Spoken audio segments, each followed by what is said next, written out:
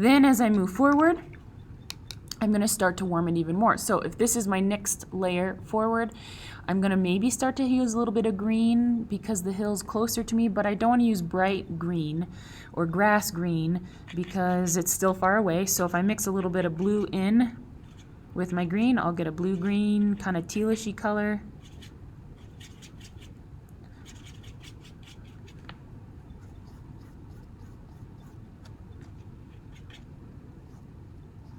Trying to work around my tree.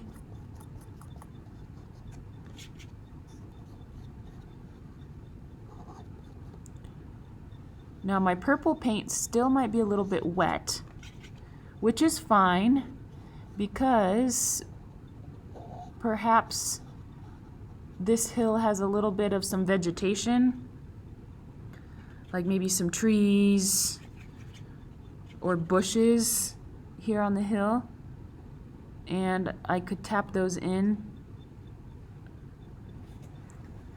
with a little bit darker green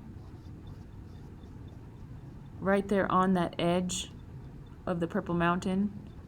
And if it blurs a little bit into the purple, that's a good thing because those trees are probably going to be a little bit out of focus anyway because they're so far away. So I just kind of tap my trees or vegetation on that seam to hide that line, and from a distance it will look like trees or shrubs or something far away on that hill.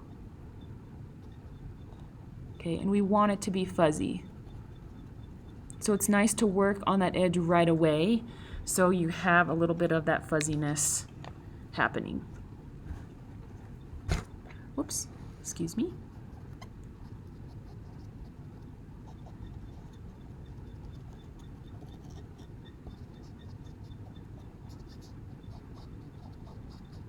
Kind of soften that down into the hill. Okay, then I have my first middle ground hill done. I'm going to move into this next hill and warm it even more. So here I might add a little bit of yellow to my green to get more of a limey green. Now again, I'm going to start here at the base and work my way up. I just painted this hill here and I don't want it to blur in. So what I'm going to try to do is create almost like a little white line between the two. So if I make that close to the camera, you can see there's a little tiny white line of dry paper that separates the two. So if you're working in close contact with a section that's wet, as long as the wet sections don't touch,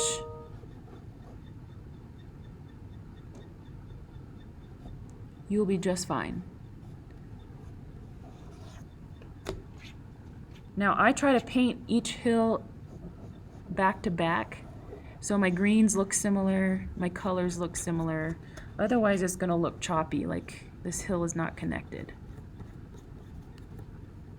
Okay, rinse out my brush, keeping it a little bit brighter at the top of the hill because the light can hit the top of the hill more than the base of the hill.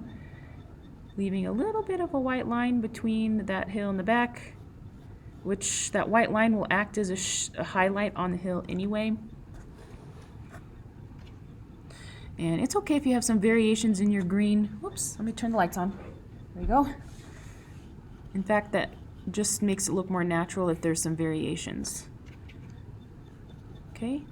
Now as this dries, it's going to look a little bit different than it does right now. And we're just going to have to go with the flow and see how it looks when we come back to it the next day. Okay, my last hill is going to be the warmest and the brightest. So I'm going to take this lime green and add even more yellow to it. Maybe even mix in a little bit of my yellow ochre, which will give kind of that orange-ish effect.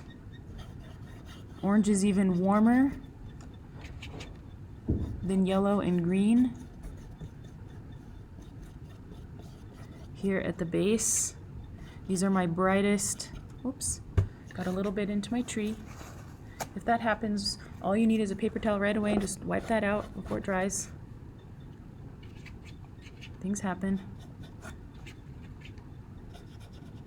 Now I did tape out my tree before I started just so you could see how easy it was to paint across. If you didn't do that, just make sure you avoid it, like we're avoiding this tree here on the left.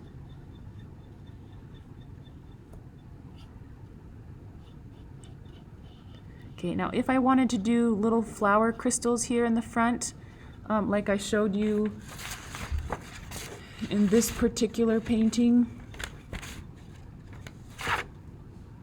if I wanted to create these little crystals to work them into flowers, that would have to happen right now while this is wet. I would need to pull my salt out and have it ready and sprinkle it on this wet section while it was drying. Okay, so I just sprinkled it right over it, and then I let that sit there while it's drying. Okay, so everything is filled except for these front trees. Now, I don't want to do these front trees yet because if I do, the trunks are going to bleed into all the grass and mountains around it. So I'm going to come back and do these trees when we do the detail layer for our next tutorial. So we'll come back to that next time. Okay, so give it a try. Again, the objective is just to get it filled from top to bottom, getting it cool to warmer towards the front. No details yet. Try not to go front to back. One of the biggest mistakes is people get really excited about all the flowers in the front and the grass blades and the fence, but that comes last. Okay, so you don't want to paint your green grass around every single flower and every single fence post because you will blur out your flowers and you will blur out your fence posts. Okay, so we're going to paint that on top of this base layer in our next video. So thank you for joining us, and I'll see you next time. Bye!